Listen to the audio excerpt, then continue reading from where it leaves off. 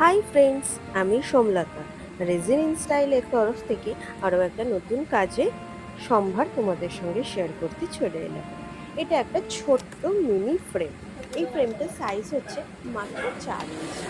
আমাদের হাতের যে তালুর সাইজ, সেই তালুর সাইজে এই ফ্রেম। এই কালার কম্বিনেশনটা কিন্তু অনেকেই পছন্দ করেছে। এটা দেখে কিন্তু অলরেডি আমার সেকেন্ড অর্ডারও হয়ে গেছে। আমি ভাবতে পারিনি যে এই এত ছোট মিনি ফ্রেমটা কিন্তু সেকেন্ড টাইম কেউ অর্ডার করবে। বাট যাদের ঘরে একটু স্পেস কম, যারা একটু মিনি জিনিস, সোবার জিনিস পছন্দ করো, এলিগেন্ট জিনিস পছন্দ করো, তাদের জন্য কিন্তু এটা একদম পারফেক্ট। এই ফ্রেমটাতে কালারটা প্রথমে তোমরা দেখলেই যে আমি কীরকম ভাবে সাজিয়েছি। তারপরে কিন্তু আস্তে আস্তে কালারটা চেঞ্জ হয়ে গেছে। আর সেটার পরে একটা সুন্দর মিষ্টি ছবি, তার সঙ্গে কিছু কোটেশন লাইন লেখা রয়েছে।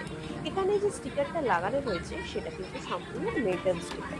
কিন্তু মেটাল স্টিকারে সত্যি কথা বলতে অ্যাভেলেবিলিটি এতটাই খারাপ, একটা স্টিকার করতে গিয়ে এতটাই আমার মাথা খারাপ হয়ে যেত যে তার থেকে বেস্ট আমার মনে হয়েছে যে আমি ভিনাইল স্টিকারের নিজস্ব প্রোডাকশন তৈরি করি।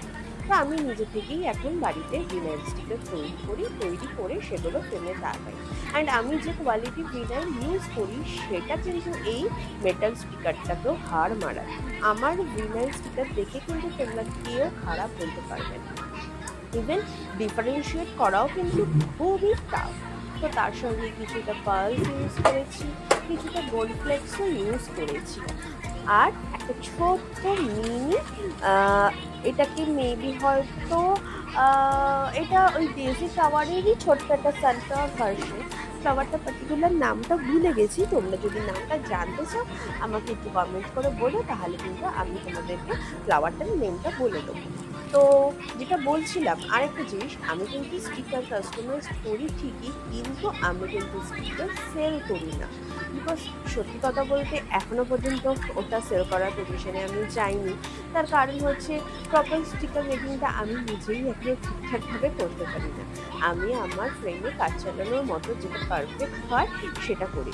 মিনস ধরো ফ্রেমে কি সাইজিং হচ্ছে কি না হচ্ছে, ফ্রেমে জিনিসটা রাখার পর সেইটা হিসাব করে আমি সাইজিংটা করি। বাট অরিজিনালি কতটা হতে হবে কি না হবে আগে থেকে আমার পক্ষে বোঝা কিন্তু খুব টাফ। তো ওই কারণেই কিন্তু আমি এখনো সেল করি না।